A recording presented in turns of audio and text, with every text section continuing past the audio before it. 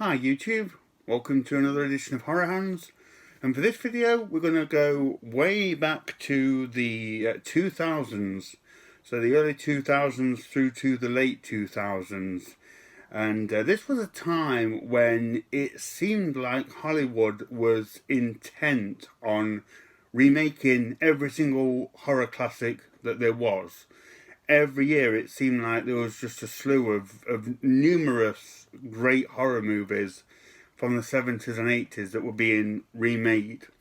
And at the time I really wasn't a fan of it. It annoyed me quite a bit, and it seemed like the horror genre was getting very stale and had reached a bit of a creative slump because of the sheer number of remakes that kept happening, and that seems to have continued anyway. But something about the early 2000s just seemed like it really was the decade of horror remakes. And although I wasn't a fan of it, I'll always prefer to see original movies made over remakes. Some of these movies in hindsight were actually pretty good. So I thought it would be interesting to go through some of these movies, not all of them because it would be too long, but go through some of these and just look at what I thought about them at the time compared to what I feel about them now. Because some of these movies, quite scarily, are like 20 years old now, longer than that in some cases, so it's been a while. So for this video I thought we'd look at the early 2000s horror remakes and see what we all think about them now that time has passed. So the first couple of movies actually predate the year 2000. These are from 1999, but I'll include them anyway. And the first one is The Haunting. So this movie was, I didn't think it was as good as the original. It's not as organically scary as the old black and white version. It's clearly a big budget studio movie. But there were a couple of things that for me saved this one from mediocrity. First of all was the cast. Catherine Zeta-Jones, not my favourite actress, but she gets the job done. Liam Neeson, who's amazing, and Owen Wilson, and another lady as well, I forget her name. But they had really good actors in this that I think did the job really well and played the parts really well.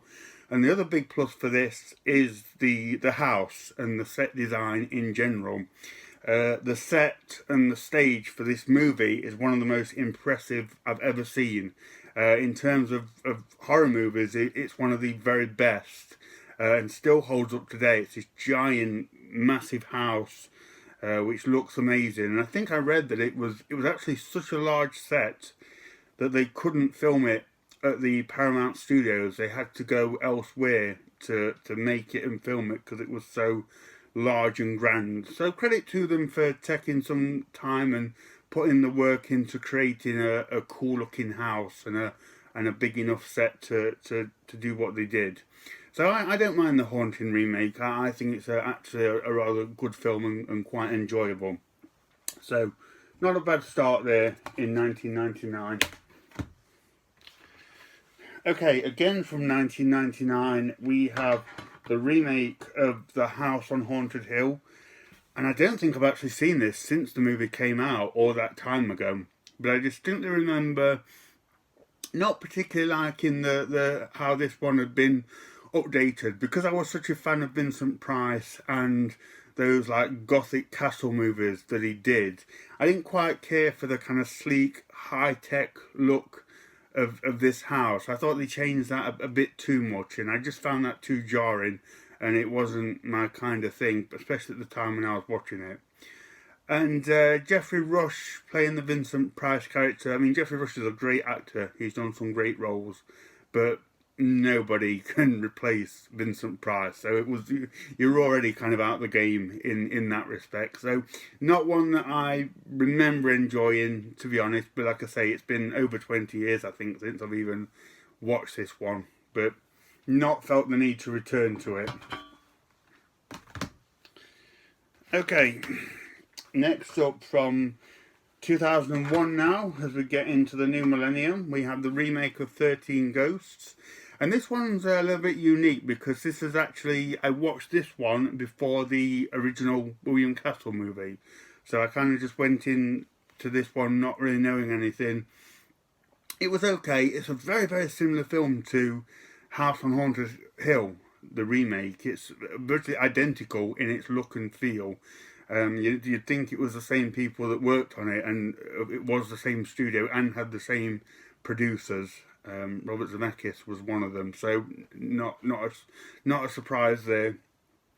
This was okay. I didn't care for it at the time, but I did rewatch this a couple of years ago, and I appreciated it for the quite intricate set pieces and the sleek design, and just that early 2000s feel. I do really like that now as we look back at it 20 years later. So if you like that as well, you'll probably enjoy a bit of the look and feel of this one. But yeah, it was okay, but very, very modernised at the time, which I struggled with a little bit. Okay, and then we move to the next year, 2002, where we have the Ring remake. So of course a lot of these Asian movies get remade. I've got a couple of them to talk about, this being one of them. This one I remember not thinking it was all that bad of a film. I thought it was okay as a movie. The way they filmed it, the way they shot it, pretty good performances, but it just lacked something that the original Asian one had. I didn't think the girl from the well, I forget her name, the black stringy haired girl, I thought she looked pretty terrible in this remake, and that ultimately let it down. The original girl from the well in the Asian one was really, really creepy. When she came out, it was like, damn, I can see why this videotape kills people. But this just looked like a real crappy studio rehash of her. Looked like she was trying to be too sinister, so that kind of just let the film down in a big way. But it's got a decent atmosphere up until that point, so yeah, it was alright. Okay, we go to the next year, 2003. Probably one of the flagship of these kind of new wave horror remakes. And this is the Texas Chainsaw Massacre. This was a big one. I remember this one being a big deal. I think I was in final years of school when this came out, and a lot of people were talking about it. I was very sceptical. I wasn't happy that they were remaking such a classic movie. I thought that the Texas Chainsaw Massacre, it's such an iconic movie. I didn't even know why you wanted to go there anyway. And also the look and feel of the original. It's got that grainy grindhouse look to it, which works really well. Set in like the sweltering 70s heat, which again just adds to the grimy viewing experience. I was pretty sure they wouldn't be able to capture that in a glossy 2003 remake, and they don't. However, I got to say I did quite like this film. I do think it is pretty good, and over time it's grown on me a bit more as a pretty decent movie. They followed the same concept, but I don't think they tried too much for that grindhouse look because times have changed too much. But I did like what they did with it. I love Arleomi as the sheriff. I think he's fantastic anyway, so brought a bit of needed weight to the movie. Leatherface looks okay. It doesn't look as kind of realistic as the original, but none of it does. And as I say, I wasn't expecting that. So I think just as a kind of popcorn horror movie, this is pretty good and holds up reasonably well compared to some of these other horror remakes.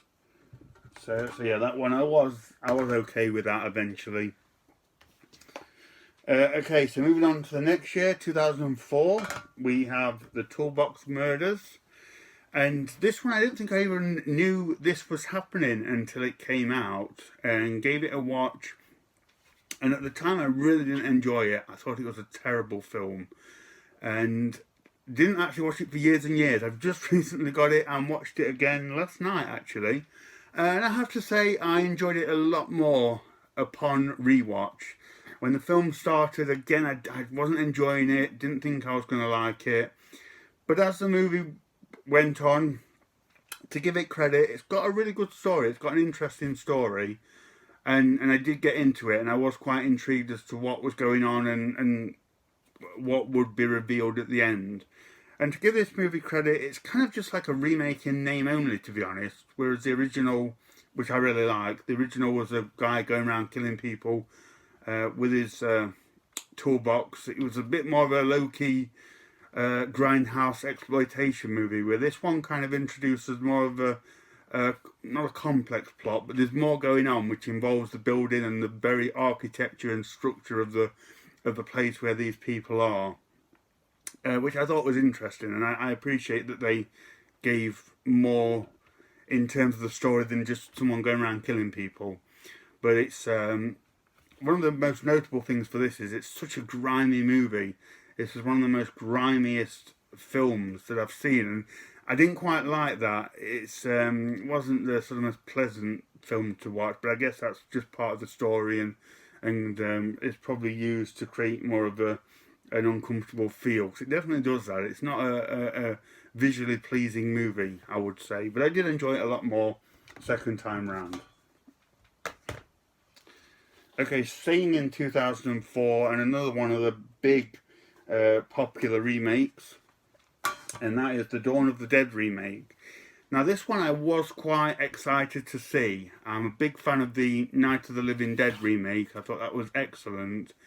And I know my dad and his friend, they went to see this at the cinema very early on and came back saying it was really good. I know his friend got really scared by it, so I was intrigued to see this one. And I do really like this movie. I've got no problems with this one. I think it is a very good remake that kind of keeps the original premise of the zombies in the shopping mall, but then builds on it and updates it and just does a number of things really well, and has some great moments in it, cool looking zombies. I thought the characters in this were great. So yeah, this is kind of what I would like from a remake, to kind of keep that original concept, so you can see that in there, but beef it up a bit and make it a bit more, I don't know, heavy hitting and exciting, that kind of thing. But yeah, I do really like the Dawn of the Dead remake. I think that's the way to do it. Okay, next up, we are also in 2004. 2004 was a big year for remakes. We have the Grudge remake with Sarah Michelle Gellar and Bill Pullman. I think he was in this as well. This is not a bad film, but I just completely didn't see the point of this one before and after seeing it, and pretty much now, because it's just a scene-for-scene remake of the original Asian movie. I think it's filmed in the same house and was filmed by the same director, so virtually nothing's changed other than using Western actors. I just don't see the point in that one. I thought the first one was a perfectly good movie, so yeah, this one, I have never seen the point of remaking a film that closely to the original, but it was okay with what it did. Anyway, moving on a year, 2005, we have House of Wax. This one, I've not seen it for a while, and I hadn't seen the original House of Wax for years when watching this one, so I didn't have a lot to go on. I didn't see it straight away, and I remember a lot of people hating on this movie and sort of kind of thought, oh, it's probably going to be terrible then, so didn't go in with many expectations. But I do remember enjoying this one. I did think it was okay as kind of another just sort of mindless popcorn horror film. I seem to remember that they built on the story a little bit, like they go around the town a bit more rather than just being in a wax museum. They had sort of more to explore and deal with, if I remember correctly. And I think some of the kills in this were really good, better than the original. Not the original, because that was a remake, but the 50s version with Vincent Price. So yeah, I actually didn't mind House of Wax. Been a while, but I remember thinking it was pretty cool. Okay, next up from 2005 again, we have the Amityville Horror remake. I've actually only just watched this recently for the first time. Ash from Popcorn and Horror sent me this. Thank you, Ash. And I thought this movie was okay. Nothing great. I probably would go for the original over this one, but it was alright. It was just sort of middle of the road. Pretty good movie. I enjoyed seeing Ryan Reynolds in a serious horror performance. Thought he did a really good job. And some of the scares, some of them are really bad studio scares, but then some of them are pretty creepy, actually. So, a bit of a mix in this one, but I did enjoy watching it. So that one was cool. Okay, next up, I think this is now 2006. We got another Texas Chainsaw Massacre movie. Texas Chainsaw Massacre: The Beginning. This is more of a sequel to the remake than anything else, so not strongly a remake. But I just thought I'd include it on the list. I actually don't remember a single scene from this movie. I do think I liked it. It's just been so long. I watched it once a long time ago and don't remember it since then. But I would like to watch it again just to remind myself, because I don't remember hating it. I thought it was pretty good for what it was. Okay, next up from 2006, we have the Omen remake. Just being careful with that, because that is the flimsiest box set I've ever seen. This box set is like made of tissue paper. I really need to upgrade to the Scream Factory box set. But the Omen remake 2006, wasn't impressed that they were remaking it and didn't like the movie.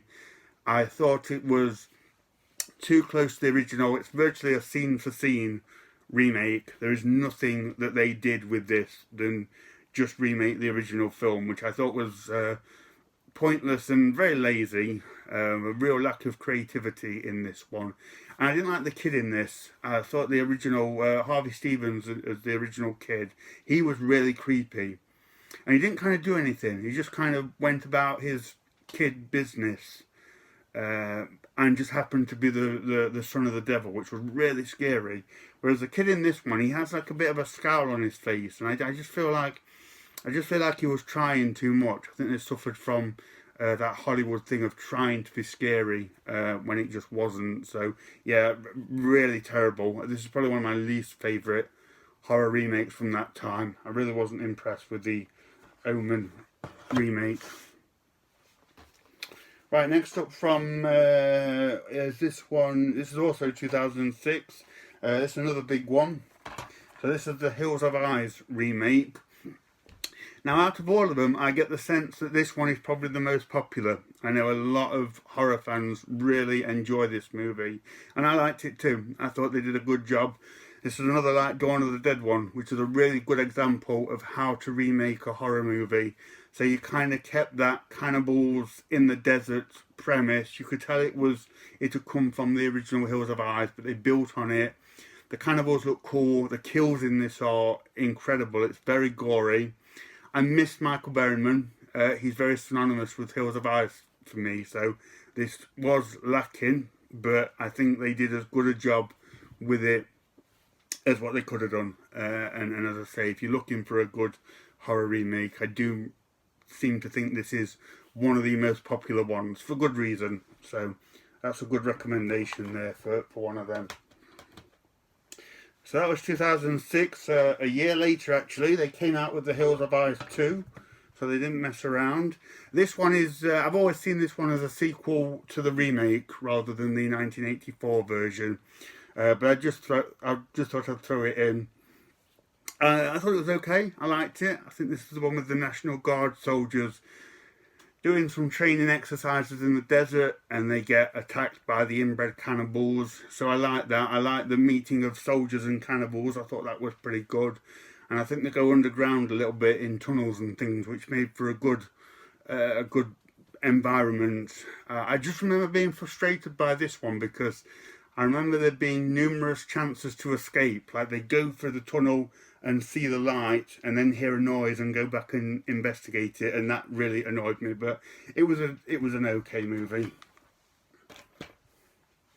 Okay, next up from 2007, we have Rob Zombie's Halloween. Obviously, these movies are being talked about a lot at the moment.